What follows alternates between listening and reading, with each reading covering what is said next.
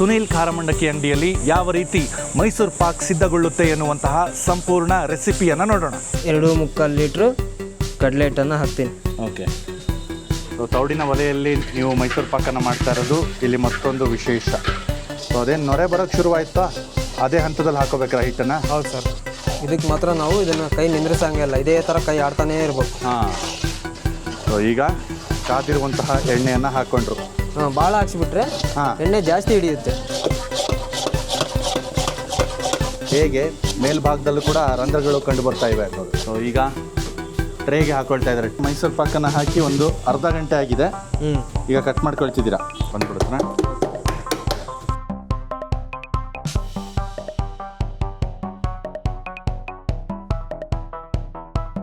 ಇವರು ಮಾಡುವಂತಹ ಈ ಮೈಸೂರು ಪಾಕ್ ಇದೆಯಲ್ಲ, ಇದರ ಮಾತೇ ಬೇರೆ.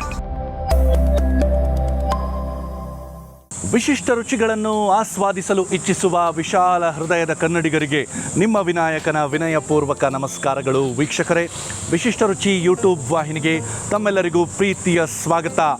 ನಾನಿವತ್ತು ನಮ್ಮ ಬೆಣ್ಣೆನಗರಿ ದಾವಣಗೆರೆಯ ವಿದ್ಯಾನಗರದ ಸೆಕೆಂಡ್ ಬಸ್ ಸ್ಟಾಪ್ ಅಥವಾ 5ನೇ ಅಡ್ಡ ರಸ್ತೆಯಲ್ಲಿದ್ದೀನಿ. ಇಲ್ಲಿರುವಂತಹ ಸುನೀಲ್ ಖಾರಮಂಡಕ್ಕಿ ಅಂಗಡಿಯಲ್ಲಿ ಅತ್ಯದ್ಭುತವಾಗಿ ಮೈಸೂರು ಪಾಕನ್ನು ಮಾಡಲಾಗುತ್ತೆ ಅಂತ ಕೇಳ್ಪಟ್ಟೆ. ಬನ್ನಿ, ಈ ಒಂದು ಸಂಚಿಕೆಯಲ್ಲಿ ಇಲ್ಲಿ ಅಂತಂದರೆ ಸುನೀಲ್ ಖಾರಮಂಡಕ್ಕಿ ಅಂಗಡಿಯಲ್ಲಿ ಯಾವ ರೀತಿ ಮೈಸೂರು ಪಾಕ್ ಸಿದ್ಧಗೊಳ್ಳುತ್ತೆ ಎನ್ನುವಂತಹ ಸಂಪೂರ್ಣ ರೆಸಿಪಿಯನ್ನು ನೋಡೋಣ. ವೀಕ್ಷಕರೇ, ನಮ್ಮ ಜೊತೆ ಈಗ ಸುನೀಲ್ ಹೋಟೆಲ್ನ ಬಾಣಸಿಗರಾದಂತಹ ಗಣೇಶ್ವರು ಇದ್ದಾರೆ. ಗಣೇಶ್ವರ ನಮಸ್ಕಾರ. ನಮಸ್ಕಾರ ಸರ್. ಇವತ್ತು ನಮಗೆ ಮೈಸೂರು ಪಾಕ್ ರೆಸಿಪಿನ ತೋರಿಸ್ಕೊಡ್ತೀರಾ? ತೋರಿಸ್ಕೊಡ್ತೀನಿ, ಬನ್ನಿ ಸರ್. ಈಗ ಮೈಸೂರು ಪಾಕ್ಗೆ ಹಿಟ್ಟನ್ನು ತಗೊಳ್ತಾ ಇದ್ದೀರಾ. ಮೊದಲಿಗೇನು ಮೈದಾ ಹಿಟ್ಟ ಇದು? ಹೌದು ಸರ್, ಮೈದಾ ಹಿಟ್ಟು. ಓಕೆ, ಒಂದು ಮುಟ್ಟಿಗೆ ಎಷ್ಟು ಮೈದಾ ಹಿಟ್ಟು. ಓಕೆ, ಈಗ ಒಂದು ಸ್ವಲ್ಪ ಅರಿಶಿನ ಪುಡಿ, ಅರಿಶಿನ ಪುಡಿ, ಸ್ವಲ್ಪ ಕಲರ್ಗೆ, ಸ್ವಲ್ಪ ಕಲರ್ಗೆ. ಓಕೆ, ಒಂದು ಚಿಟಿಕೆ ಅಷ್ಟು ಅಂತ ಹೇಳಿದ್ರಿ. ಹಾಂ, 2.25 ಲೀಟ್ರು ಕಡಲೆ ಹಿಟ್ಟನ್ನು ಹಾಕ್ತೀನಿ. ಓಕೆ, 2.25 ಲೀಟ್ರ್ ಕಡಲೆಬೇಳೆ ಹಿಟ್ಟು. ಹಾಂ, ಸೊ ನೀವೇ ಗಿರಣಿಯಲ್ಲಿ ಹಾಕಿಸ್ಕೊಂಡು ಬಂದಿರೋಂಥದ್ದು? ಹೌದು ಸರ್. 2.25 ಲೀಟ್ರಷ್ಟು ಓಕೆ, ಹಿಟ್ಟು, ಕಡಲೆಬೇಳೆ ಹಿಟ್ಟು. ಕಡಲೆಬೇಳೆ ಹಿಟ್ಟು, ಒಂದು ಇಡೀ ಮೈದಾ ಹಿಟ್ಟು, ಸ್ವಲ್ಪ ಅರಿಶಿನ ಪುಡಿ. ಓಕೆ, ಸೊ ಈ ಹಿಟ್ಟುಗಳನ್ನೆಲ್ಲ ಈಗ ಬೆರೆಸ್ಕೊಳ್ತೀರಾ? ಬೆರೆಸ್ತಾ ಇದ್ದೀನಿ. ಮೈದಾ ಹಿಟ್ಟು, ಕಡಲೆಬೇಳೆ ಹಿಟ್ಟು, ಹಾಗೆಯೇ ಒಂದು ಚಿಟಿಕೆ ಅರಿಶಿನ ಅಷ್ಟೇ. ನೋಡ್ಬೋದು ಸರ್, ಬಾಣಲಿ ಇಡ್ತಾ ಇದ್ದೀನಿ. ಎಸ್, 1/4 ಜಗ್ನಷ್ಟು ನೀರು. ಓಕೆ, 1/4 ಜಗ್ಗು ಅಂತಂದರೆ 1 ಲೀಟರ್ ನೀರು ಸರ್. 1 ಲೀಟರ್ ನೀರು. ಓಕೆ, ಅದಕ್ಕೆ 2 kg 700 ಗ್ರಾಮ್ ಸಕ್ಕರೆ ಹಾಕ್ತೀನಿ. ಓಕೆ, 2 kg 700 ಗ್ರಾಮ್ನಷ್ಟು ಸಕ್ಕರೆ. ಕಡಲೆಬೇಳೆ ಹಿಟ್ಟಿನ ಲೆಕ್ಕ ತಗೊಂಡ್ರೆ ಒಂದಕ್ಕೊಂದು ಸಕ್ಕರೆ ಅಂತ ಹೇಳ್ಬೋದು. ಹೌದು ಸರ್, ಹೌದು, ಹೇಳ್ಬೋದು. ನೋಡ್ಬೋದು, ಇದು 1 kg ಇದ್ದಿದ್ದು ಸಕ್ಕರೆ. ಓಕೆ, 2 kg 700 ಗ್ರಾಮ್ನಷ್ಟು ಸಕ್ಕರೆಯನ್ನು ಹಾಕ್ಕೊಂಡಿದ್ದಾರೆ 1 ಲೀಟರ್ನಷ್ಟು ನೀರಿಗೆ. ಲೈಟಾಗಿ ಕಾವು ಮಾಡ್ಕೊತ ಇರ್ಬೇಕು ನಾವು. ಓಕೆ, ಸೊ ಇದು ಹೊಟ್ಟಿನ ಒಲೆ ಆಗಿರೋದ್ರಿಂದ ಫ್ಲೇಮ್ ಹೇಗೆ ಇದನ್ನು ಮಾಡ್ಕೊಳ್ತೀರಾ? ಹಿಂಗೆ ಲೈಟಾಗಿ ಕಾವು ಮಾಡ್ಕೊತೀವಿ ಸರ್. ಓಕೆ, ಇದಕ್ಕೆ ಜಾಸ್ತಿ ಕಾವು ಇರಬಾರ್ದು. ಓಕೆ, ಲೈಟಾಗಿರ್ಬೇಕು. ಲೈಟ್ ಇರ್ಬೇಕು ಫ್ಲೇಮು. ಅಂತಂದರೆ ಒಂದು ಗ್ಯಾಸ್ ಒಲೆ ಎಲ್ಲಾದರೆ ಸಿಮ್ಮಿಗೆ ಇಟ್ಕೊಳ್ತೀವಲ್ಲ ಅಷ್ಟಿರ್ಬೇಕು. ಅಷ್ಟೇ. ಸಕ್ಕರೆಯನ್ನು ಹಾಕ್ಕೊಂಡು ಈಗ ನಿಧಾನಕ್ಕೆ ಕೈ ಆಡಿಸೋದಕ್ಕೆ ಶುರು ಮಾಡಿದ್ರಿ. ಹೌದು. ಸೊ ಆ ನೀರಲ್ಲಿ ಸಕ್ಕರೆ ಬೆರಿಬೇಕು. ಮೈಸೂರು ಪಾಕು ಅಂತಂದ್ರೆ ವಿಶೇಷ, ಅದರಲ್ಲೂ ಒಲೆಯಲ್ಲಿ. ಸೊ ತೌಡಿನ ಒಲೆಯಲ್ಲಿ ನೀವು ಮೈಸೂರು ಪಾಕನ್ನು ಮಾಡ್ತಾ ಇರೋದು ಇಲ್ಲಿ ಮತ್ತೊಂದು ವಿಶೇಷ. ಸೊ ಸುನೀಲ್ ಖಾರಮಂಡಕ್ಕಿ ಅಂಗಡಿಯ ವಿಶೇಷತೆ ಏನಪ್ಪ ಅಂತಂದರೆ ಇಲ್ಲಿನ ಬಹುತೇಕ ತಿನಿಸುಗಳು ಸೌದೆ ಒಲೆ ಅಥವಾ ಹೊಟ್ಟಿನ ಒಲೆಯಲ್ಲೇ ಸಿದ್ಧಗೊಳ್ಳುವಂಥದ್ದು. ಈಗ ಈ ಸಕ್ಕರೆ ಪಾಕದಲ್ಲಿ ಕುದಿ ಬರ್ತಾ ಇದೆ. ಹೌದು ಸರ್, ನೊರೆಯಾಗಿ ಕಂಡು ಬರ್ತಾ ಇದೆ. ಈಗ ಕಾವನ್ನು ಕಮ್ಮಿ ಮಾಡ್ಕೊಳ್ತೀನಿ. ಓಕೆ, ಈ ಹಂತದಲ್ಲಿ ಉರಿನ ಒಂದು ಸ್ವಲ್ಪ ಮೀಡಿಯಮ್ ಫ್ಲೇಮ್ ಇತ್ತು, ಅದನ್ನು ಸ್ವಲ್ಪ ಕಡಿಮೆ ಮಾಡ್ಕೊಳ್ತಾ ಇದ್ದಾರೆ.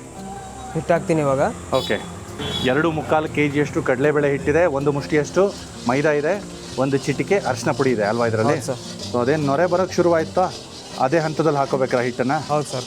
ಓಕೆ, ಹಣ ಗಿಣ ಪಾಕಾಗಿಕಾಯಿನೂ ನೋಡ್ಕೊಳಂಗಿಲ್ಲ? ಇಲ್ಲ, ಯಾಕಂದರೆ ನಾವು 1.25 ಲೀಟ್ರ್ ನೀರಿಗೆ ಓಕೆ 200 ಸಕ್ಕರೆ ಹಾಕಿರ್ತೀವಿ ಅಂದಮೇಲೆ ಅದು ಕರೆಕ್ಟಾಗಿ ಹಣ ಬಂದಿರುತ್ತೆ ಅದು. ಹಾಂ ಹಾಂ,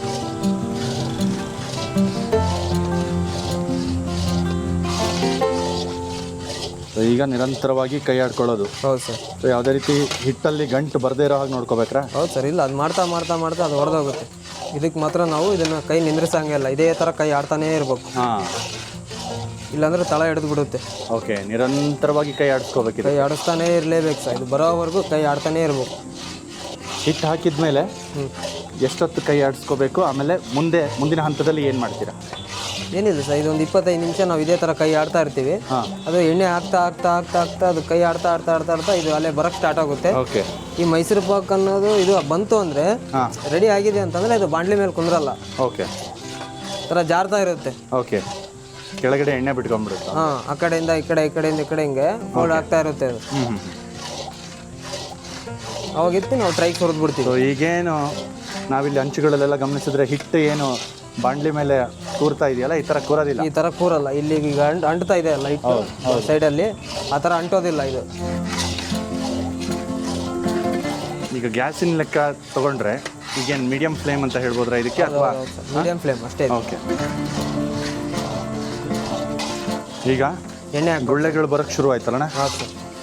ಇದನ್ನು ಕುದೀತಾ ಕುದೀತಾ ಎಣ್ಣೆ ಹಾಕ್ಸಿ ಅಂತ ಬರಬೇಕು. ಕುದಿ ಬಂದ ಮೇಲೆ ಎಣ್ಣೆ ಹಾಕಿ ಅಂತ ಬರ್ಬೇಕ್ರಾ? ಹೌದು ಸರ್. ಸೊ ಅರ್ಗಿನಲ್ಲಿ ತಾವು ಗಮನಿಸ್ತಾ ಇದ್ದರೆ ಹೇಗೆ ಕುದಿ ಬರ್ತಾ ಇದೆ ಅಂತ ಗೊತ್ತಾಗ್ತಿದೆ. ಸೊ ಈ ಹಂತದಿಂದ ಕಾದಿರೋ ಎಣ್ಣೆಯನ್ನು ಹಾಕಬೇಕು. ಎಣ್ಣೆ ಜಾಸ್ತಿನೂ ಕಾದಿರಬಾರ್ದು, ಹಾಗೆ ಅಂತ ತಣ್ಣಗೂ ಇರಬಾರ್ದು, ಉಗುರು ಬೆಚ್ಚಗಿರ್ಬೇಕು. ನಾವು ನಿಧಾನಕ್ಕೆ ಕುದೀತಾ ಕುದೀತಾ ಕುದೀತಾ ಎಣ್ಣೆ ಹಾಕ್ಸ್ಕೊಂತಾನೆ ಇರಬೇಕು. ಸೊ ಈಗ ಕಾದಿರುವಂತಹ ಎಣ್ಣೆಯನ್ನು ಹಾಕ್ಕೊಂಡ್ರು.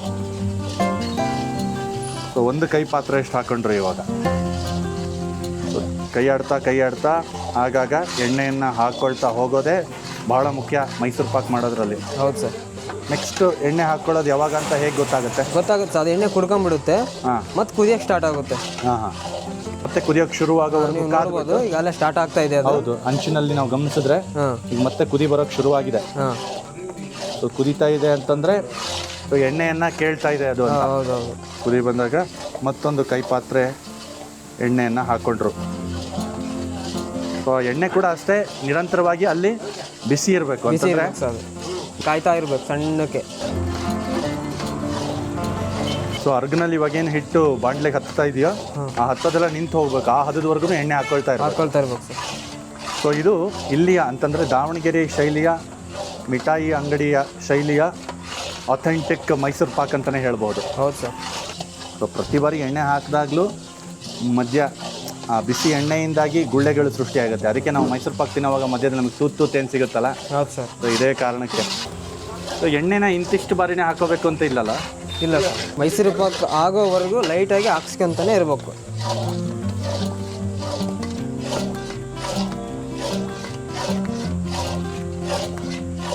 ಇದು ಸಾದಾ ಮೈಸೂರು ಪಾಕು.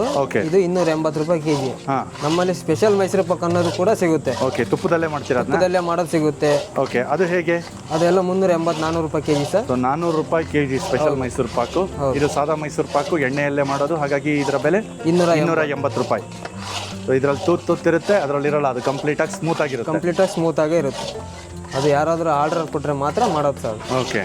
ಸೊ ದಿನಂಪ್ರತಿ ಎಷ್ಟು kg ಮೈಸೂರು ಪಾಕು ಮಾರ್ತೀರಾ ಇಲ್ಲಿ? ಸರ್ ನಾವು ಈಗ ದಿನ 7-14 2 ಟ್ರೈ ಮೈಸೂರು ಪಾಕ್ ಮಾಡ್ತೀವಿ. 14 kg ಮೈಸೂರು ಪಾಕ್ ಮಾಡ್ತೀವಿ. 14 kg. ಈಗ ಮತ್ತೆ ಗಟ್ಟಿಯಾಗಿದೆ, ಹಾಗಾಗಿ ಇನ್ನೊಮ್ಮೆ ಕಾದಿರೋಂಥ ಎಣ್ಣೆನ ಹಾಕೊಳ್ತಾ ಇದ್ದಾರೆ. ಇನ್ನೊಂದು ಕೈ ಪಾತ್ರೆ ಲಾಸ್ಟ್ ಮೂಮೆಂಟಲ್ಲಿ ಸ್ವಲ್ಪ ಹಾಕ್ಸಿ ಅಂತ ಬರ್ಬೇಕು ಸರ್. ಹೌದ್ರಾ? ಭಾಳ ಹಾಕ್ಸಿಬಿಟ್ರೆ ಎಣ್ಣೆ ಜಾಸ್ತಿ ಹಿಡಿಯುತ್ತೆ. ಓಕೆ. ಹಂಗಾಗಿ ಲೈಟಾಗಿ ಹಾಕ್ಸ್ಕೊತಾ ಇರ್ಬೇಕು ಬರ್ತಾ. ಓಕೆ.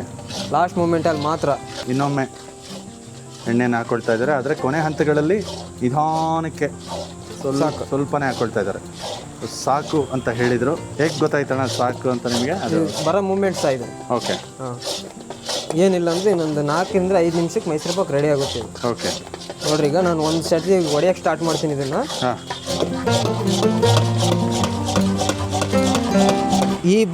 ಈ ಅರ್ಧದಲ್ಲಿ ಬಂದಾಗ ಮಾತ್ರ ಈ ಥರ ಹೊಡೆಯೋಕ್ಕೆ ಸ್ಟಾರ್ಟ್ ಮಾಡ್ಬೇಕು. ಈ ಹದಕ್ಕೆ ಬಂದಾಗ. ಓಕೆ.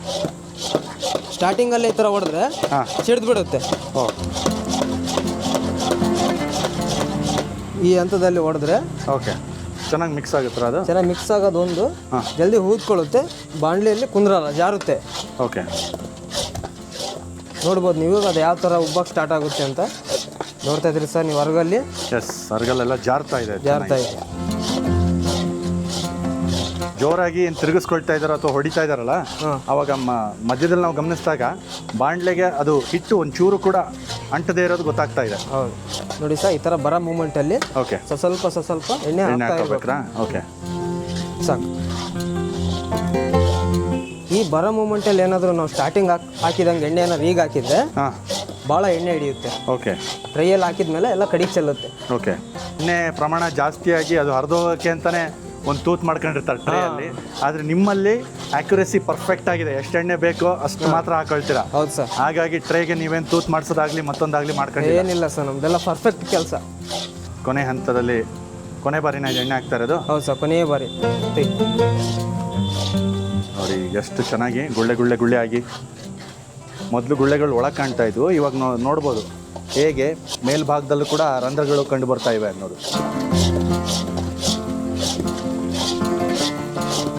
ಬಾಣಲಿಯ ಯಾವುದೇ ಬದಿಗೂ ಕೂಡ ಅದು ಅಂಟ್ಕೋತಾ ಇಲ್ಲ ಹಿಟ್ಟು. ಹೌದಾ ಸರ್?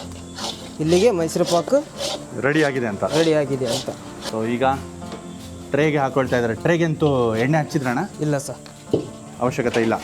ಇದರಲ್ಲೇ ಸಾಕಷ್ಟು ಎಣ್ಣೆ ಅಂಶ ಇರೋದ್ರಿಂದ ಟ್ರೇಗೆ ನೇರವಾಗಿ ಸುರ್ಕೊಂಡ್ರಿ ಅದನ್ನ. ಹೌದು. ಟ್ರೇಗೆ ಹಾಕ್ಕೊಂಡು ಈ ಥರ ಒಂದು ಪಟ್ಟಿಯಿಂದ ಅದನ್ನು ಸಮ ಮಾಡ್ತಿದ್ದೀರಾ. ಈಗ ಟ್ರೇಗೆ ಮೈಸೂರು ಪಾಕನ್ನು ಹಾಕಿ ಒಂದು ಅರ್ಧ ಗಂಟೆ ಆಗಿದೆ. ಈಗ ಕಟ್ ಮಾಡ್ಕೊಳ್ತಿದ್ದೀರಾ? ಹೌದು ಸರ್. ಸ್ವಲ್ಪ ಬಿಸಿ ಇದ್ದಂಗೆ ಕಟ್ ಮಾಡ್ಬೇಕಲ್ರ ಇದನ್ನು? ಇಲ್ಲ, ಸಾರಿದ ಮೇಲೆ ಕಟ್ ಮಾಡಬೇಕು. ಫುಲ್ ಆರ್ಬೇಕ್ರಾ? 75% ಆರಿರ್ಬೇಕು. ಓಕೆ. ಪೂರ್ತಿ ಆರೋದಕ್ಕೆ ಬಿಟ್ಬಿಟ್ರೆ ಫುಲ್ ಡ್ರೈ ಆಗಿಬಿಡುತ್ತೆ. ಡ್ರೈ ಆಗಿರುತ್ತೆ, ತುಂಡು ತುಂಡಾಗುತ್ತೆ ಕಟ್ ಮಾಡೋಕೆ ಹೋದರೆ. ಹಾಗಾಗಿ ಒಂದು ಸ್ವಲ್ಪ ಬಿಸಿ ಇದ್ದಂಗೆ ಒಂದು ನೀವು ಹೇಳಿದಾಗೆ ಒಂದು ಮುಕ್ಕಾಲು ಭಾಗ ಆರೋದಕ್ಕೆ ಬಿಟ್ಟು ಆಮೇಲೆ ಕಟ್ ಮಾಡ್ಕೊಂಡ್ರೆ ಚೆನ್ನಾಗಿ ಬರುತ್ತೆ. ಸೈಡಲ್ಲಿ ಕೂಡ ಹಿಂಗೆ ಅನ್ಬೇಕು. ಓಕೆ. ಸೈಡಲ್ಲೂ ಹತ್ಕೊಂಡಿರೋ ಸಾಧ್ಯತೆ ಇರುತ್ತೆ. ಹಾಗಾಗಿ ಅಂಚುಗಳನ್ನು ಕ್ಲಿಯರ್ ಮಾಡ್ಕೊಂಬಿಡ್ಬೇಕು.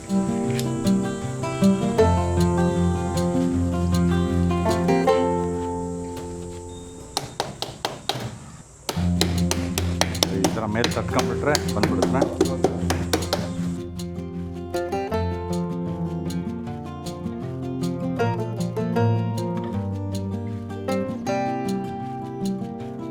ಸೊ ವೀಕ್ಷಕರೇ, ಇಷ್ಟೊತ್ತು ಸುನೀಲ್ ಕಾರಮಂಡಕ್ಕಿ ಹೋಟೆಲ್ನಲ್ಲಿ ಯಾವ ರೀತಿ ಇಲ್ಲಿಯ ಅಥೆಂಟಿಕ್ ಸ್ಟೈಲ್ ಮೈಸೂರು ಪಾಕ್ ಸಿದ್ಧಗೊಳ್ಳುತ್ತೆ ಎನ್ನುವಂತಹ ಸಂಪೂರ್ಣ ಪ್ರಕ್ರಿಯೆಯನ್ನು ನೋಡಿದ್ವಿ.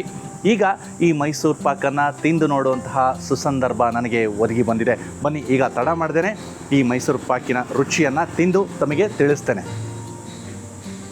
ಆಹಾ, ಈಗ ತಾನೇ ಮಾಡಿರೋದ್ರಿಂದ ಮೈಸೂರು ಪಾಕು ಸ್ವಲ್ಪ ಸ್ಮೂತಾಗೇ ಇದೆ. ಇನ್ನು ಪೂರ್ತಿ ಆರೋಗ್ಬಿಟ್ರೆ ಅದು ಕಂಪ್ಲೀಟಾಗಿ ಕ್ರಿಸ್ಪಿ ಆಗೋದು. ಬನ್ನಿ ತಿನ್ನೋಣ.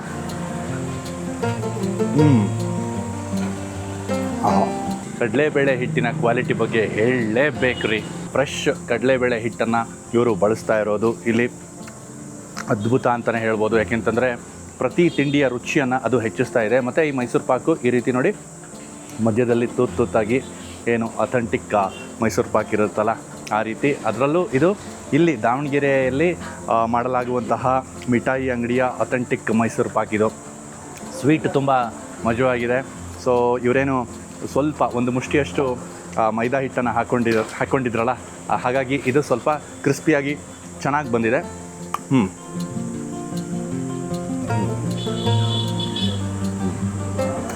ಲಿಟ್ರಲಿ ಈ ಮೈಸೂರು ಪಾಕು ನಾಲ್ಗೆ ಮೇಲೆ ಕರಗ್ತಾ ಇದೆ. ಇದು ರೆಗ್ಯುಲರ್ ಮೈಸೂರು ಪಾಕು. ಇದೇ ಈ ರೀತಿ ನಾಲ್ಗೆ ಮೇಲೆ ಕರಗಿದ್ರೆ ಇನ್ನೂ ಇವರ ಸ್ಪೆಷಲ್ ಮೈಸೂರು ಪಾಕ್ ಯಾವ ರೀತಿ ಇರ್ಬೋದು ಎನ್ನುವಂತಹ ಕುತೂಹಲ ನನ್ನ ಮನಸ್ಸಲ್ಲಿ ಈಗ ಸದ್ಯಕ್ಕೆ ಮೂಡ್ತಾ ಇದೆ. ಟಾಪ್ ಕ್ಲಾಸ್ ರೀ, ಅದ್ಭುತ. ನಾನು ಸುಮಾರು ಕಡೆಗಳಲ್ಲಿ ಮೈಸೂರು ಪಾಕನ್ನು ತಿಂದು ನೋಡಿದ್ದೀನಿ. ಆದರೆ ಇಲ್ಲಿ ಸುನೀಲ್ ಕಾರಮಂಡಕ್ಕಿ ಹೋಟೆಲ್ನಲ್ಲಿ ಇವರು ಮಾಡುವಂತಹ ಈ ಮೈಸೂರು ಪಾಕ್ ಇದೆಯಲ್ಲ, ಇದರ ಮಾತೇ ಬೇರೆ.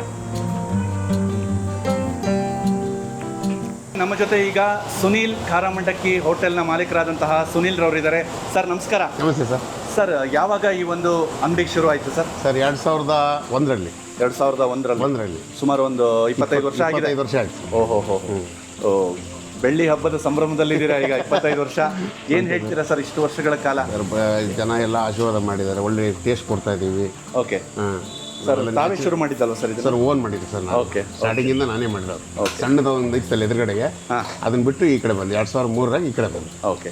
ಈಗ ಇಲ್ಲಿ ಏನೇನು ಸಿಗುತ್ತೆ ಅಂತ ತಿಳಿಸ್ಕೊಡಿ ಸರ್. ಸರ್ ಇಲ್ಲಿ ಬಾದಾಮ್ ಪುರಿ, ಬಾದುಷಾ, ಮೈಸೂರು ಪಾಕು, ಜಿಲೇಬಿ, ಗೋಂದೆ, ಖಾರ ಸಿಗುತ್ತೆ, ನರ್ಗಿಸ್ ಮಂಡಕ್ಕಿ ಸಿಗುತ್ತೆ, ಬೆಳ್ಳುಳ್ಳಿ ಮಂಡಕ್ಕಿ ಸಿಗುತ್ತೈತಿ, ಓಕೆ. ಎಲ್ಲ ಐಟಮ್ಸ್ ಸಿಗುತ್ತೆ ಸರ್ ಇಲ್ಲಿ. ಅಂಗಡಿ ಬೆಳಗ್ಗೆಯಿಂದನೇ ಚಾಲು ಇರುತ್ತೆ ಸರ್? ಬೆಳಿಗ್ಗೆ 9:30 ರಾತ್ರಿ 9:00. ಓಕೆ. Continue ಎಲ್ಲ ಫ್ರೆಶ್ ಐಟಮ್ಸ್ ಎಲ್ಲ fresh. ಅವಾಗ ಆಗ್ತಾ ಇರ್ತದೆ, ಅವಾಗ ಹೋಗ್ತಾ ಇರ್ತದೆ. ಓಕೆ. ನೋ ಸ್ಟಾಕ್ ಇರಲ್ಲ ಇಲ್ಲಿ. ಓಕೆ. ಸ್ಟಾರ್ಟ್ ಆಗ್ತಾ ಇರ್ತದೆ, ಅವಾಗ ಖಾಲಿ ಆಗ್ತಾ ಇರ್ತದೆ. ಅಂಗಡಿಗೆ ಯಾವುದೇ ಬೋರ್ಡ್ ಇಲ್ಲ, ನಿಮ್ಮ ಹೆಸರು? ಬೋರ್ಡ್ ಇಲ್ಲ ಸರ್. ಸುನಿಲ್ ಅಣ್ಣರ ಅಂಗಡಿ ಅಂತಂದ್ರೆ ಹೇಳ್ತಾರೆ. Okay sir. ಸೊ ಅಂಗಡಿಗೆ ಯಾವುದೇ ಹೆಸರು ಇಟ್ಟಿಲ್ಲ? ಹೆಸರು ಇಟ್ಟಿಲ್ಲ ಸೊ ಸರ್. ಇದ್ರ ಹಿಂದಿನ ಕಾರಣ ಏನು ಸರ್? ಏನಿಲ್ಲ ಸರ್, ನಮ್ಮ ಅಮ್ಮ ಅಂಗಡಿ ಮಾಡಿತ್ತು, ಅಜ್ಜಿ ಕಾರಮಂಡಕ್ಕಿ, ಅವ್ರ ಮಗ ನಾನು. ಓಕೆ. ಅಲ್ಲಿಂದ ಅದೇ ಹೆಸರು ಬಂತು ಈಗ. Okay. So old RTO office ಹತ್ರ ಏನಿದೆಯಾ ಅದೇ. ಸೊ ನಿಮ್ಮ ತಾಯಿಯವರು? ನಮ್ಮ ತಾಯಿ ಸರ್ ಅವರು ಓಕೆ. ಮೊದಲಿದ್ದವರು. ಓಕೆ. ಈಗ ಅಕ್ಕ ಇರ್ತಾರೆ, ಹಾಂ ಹಾಂ. ಅವ್ರ ಹೆಸರೇ ನಮಗೆ ಬಂತು ಅಷ್ಟೇ. ಓಕೆ. ನಾವೇನು ಹೆಸರು ಏನು ಇರಲಿಲ್ಲ. ಓಕೆ. ಅದೇ ಕಂಟಿನ್ಯೂ. ಅಲ್ಲೂ ಕೂಡ ಅವರು ಹೆಸರಿಟ್ಟಿಲ್ಲ? ಇಟ್ಟಿಲ್ಲ, ಅಜ್ಜಿ ಕಾರಮಂಡಕ್ಕಿ ಅಂಗಡಿನೇ ಅಂತಾರೆ. ಸೊ ನಿಮ್ಮ ಹೆಸರೇ ಇವಾಗ ಅಂಗಡಿ ಹೆಸರಾಗ್ಬಿಟ್ಟಿದೆ. ಹೆಸರಾಗಿದೆ. ಸೊ ವೀಕ್ಷಕರೇ, ನೋಡಿದ್ರಲ್ಲ, ಈ ಒಂದು ಸಂಚಿಕೆಯಲ್ಲಿ ದಾವಣಗೆರೆಯ ವಿದ್ಯಾನಗರದಲ್ಲಿರುವಂತಹ ಸುನೀಲ್ ಖಾರ ಮಂಡಕ್ಕಿ ಅಂಗಡಿಯಲ್ಲಿ ಯಾವ ರೀತಿ ಮೈಸೂರು ಪಾಕ್ ಸಿದ್ಧಗೊಳ್ಳುತ್ತೆ ಎನ್ನುವಂತಹ ರೆಸಿಪಿಯನ್ನು ನೋಡಿದ್ವಿ. ಜೊತೆಗೆ ಇಲ್ಲಿಯ ಮೈಸೂರು ಪಾಕಿನ ರುಚಿ ಯಾವ ರೀತಿ ಇರುತ್ತೆ ಅಂತ ನಾನು ತಿಂದುಬಿಟ್ಟು ತಮಗೆ ತಿಳಿಸ್ದೆ. ನಿಮಗೂ ಕೂಡ ಅವಕಾಶ ಸಿಕ್ಕಾಗ ಒಮ್ಮೆ ಸುನೀಲ್ ಖಾರ ಮಂಡಕ್ಕಿ ಅಂಗಡಿಗೆ ಭೇಟಿ ನೀಡೋದನ್ನು ಮರಿಬೇಡಿ. ಇಲ್ಲಿ ಸಿಗುವಂತಹ ರುಚಿಯಾದ ಮೈಸೂರು ಪಾಕಿನ ರುಚಿಯನ್ನು ಸವಿಯೋದನ್ನು ಮರಿಬೇಡಿ ಅಂತ ಹೇಳ್ತಾ ಈ ಒಂದು ಸಂಚಿಕೆಯನ್ನು ಇಲ್ಲಿಗೆ ಮುಗಿಸ್ತಾ ಇದ್ದೀನಿ. ನಮಸ್ಕಾರ.